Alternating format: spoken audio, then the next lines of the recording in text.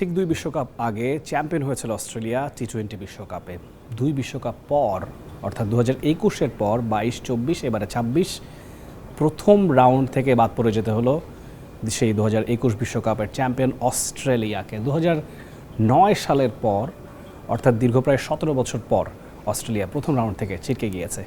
এটা খবরটা নতুন নয় এবং খবরটা আসলে উড়ুমিয়ে হয়েছিল আগে থেকেও যে যদি ম্যাচটা মাঠে গড়াতো আজকে যে ম্যাচটা হওয়ার কথা ছিল জিম্বাবুয়ে এবং আয়ারল্যান্ডের মধ্যকার যেটা বৃষ্টিতে ভেসে গিয়েছে, সেই ম্যাচটা মাঠে গড়ালেও কি আয়ারল্যান্ড জিততো? জিম্বাবুয়ে যে ফর্মে আছে তাতে হয়তো বা ম্যাচটা জিম্বাবুয়ের পক্ষেই কথা বলতো, তবে সেটা হয়নি এবং তার আগেই বৃষ্টিতেই ম্যাচটা ভেস্তে গিয়েছে এবং জিম্বাবুয়ে পরের রাউন্ডে থ্রু করেছে এই রাউন্ড থেকে, এই গ্রুপ থেকে। সেখানে কিনা শ্রীলঙ্কা আরেকটা দল যারা কিনা অনেক আগেই থ্রু করেছে, তারা কিনা গ্রুপ চ্যাম্পিয়ন হয়ে থ্রু করেছে, সবগুলো ম্যাচ তারা জিতেছে সোফার।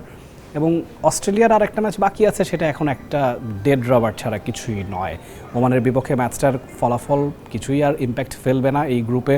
কালার এক্সপার্ট ডার্ক স্যাপ এবং মাইল্ড অন হ্যান্ডস টেকনোলজি সমৃদ্ধ অরিক্স অ্যাডভান্স ডিটারজেন্ট পাউডার আপনার লন্ড্রি এক্সপার্ট। যারা যাবার তারা থ্রু করেছেই, শ্রীলঙ্কা এবং জিম্বাবুয়ে। টিম অস্ট্রেলিয়া এই টিমটা ইনজুরি জর্জরিত একটা দল হিসেবেই বিশ্বকাপে এসেছিল। তাদের ক্যাপ্টেন প্যাট কামিন্স তিনি ইনজুর্ড ছিলেন, জশ হ্যাজলউড তিনি ইনজুরিতে পড়েছিলেন, টুর্নামেন্টের মাঝপথে মিচেল মার্শ, মার্কাস স্টয়নিস তাদেরকেও ইনজুরি ছোবল মেরেছে। তাদেরকে একটা পর্যায়ে স্টিভ স্মিথকে উড়িয়ে আনা হয়েছিল, যদিও আগের ম্যাচে স্টিভ স্মিথকে খেলানো হয়নি। I don't know if it was a good decision not, সেটার ম্যাচের ফলাফলে ইম্প্যাক্ট ফেলেছেই। আপনি প্রথম 11 ওভারই আপনার যখন 110-এর মতো রান, বাকি 8-9 ওভারে আপনি হয়তো বা 200+ রান করবার দিকে টার্গেট আপনার থাকবার কথা, আপনি 181-এ থেমে গিয়েছেন, যেটার কারণে আসলে শ্রীলঙ্কা ম্যাচটা জিতে নিয়েছিল। এবং এরপরেই আসলে সংশয় দানা বেঁধেছিল যে অস্ট্রেলিয়া সেখানেই শেষ হয়ে গেল কিনা, কারণ আজকে যে ম্যাচটা হবার কথা ছিল জিম্বাবুয়ে এবং আয়ারল্যান্ডের মধ্যকার, সেই ম্যাচটাতে আয়ারল্যান্ডকে জিততে হতো, তারপর আবার অস্ট্রেলিয়াকে বড় ব্যবধানে ওমানকে হারাবার দরকার ছিল।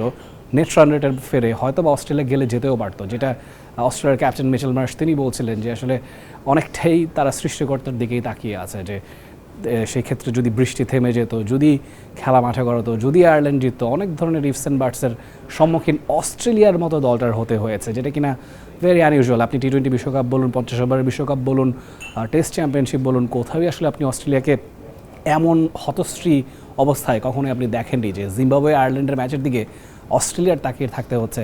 সেটার উপর ডিপেন্ড করবে অস্ট্রেলিয়া বড় রাউন্ডে থ্রু করতে পারবে কি পারবে না, এবং আলটিমেটলি অস্ট্রেলিয়াকে ছিটকে যেতে হলো ফার্স্ট রাউন্ড থেকে। This is the news. এবং যখন 20 দলের বিশ্বকাপ হয় তখন আসলে এই ধরনের ঘটনা ঘটবারই কথা, একটা দুটো আপসেট তো হবেই। আপনি দেখেছেন বেশ কটা ক্লোজ ম্যাচ হয়েছে এবং জিম্বাবুয়ে সেই জায়গায় সবচেয়ে বড় আপসেটের জন্ম দিয়েছে অস্ট্রেলিয়াকে হারিয়ে 2007 সালে প্রথম বিশ্বকাপের আসর টি-20 ফরম্যাটে, সেখানে তারা অস্ট্রেলিয়াকে হারিয়েছিল। তারপর এত বছর বাদে মুখোমুখি হয়েছে। ইন দ্য মিন টাইম তাদের আর ফেস টু ফেস দেখাই হয়নি বিশ্বকাপের এই বড় মঞ্চে, এবং তারপরেও রেজাল্টটা সেই একই, জিম্বাবুয়ে অস্ট্রেলিয়াকে নকড আউট করে দিয়েছে কার্যত।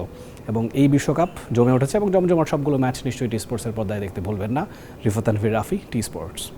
For more updates, subscribe to our YouTube channel and click on the bell icon. Follow us on Facebook and Instagram. Download T Sports app to enjoy exciting games and highlights. Visit tsports.com.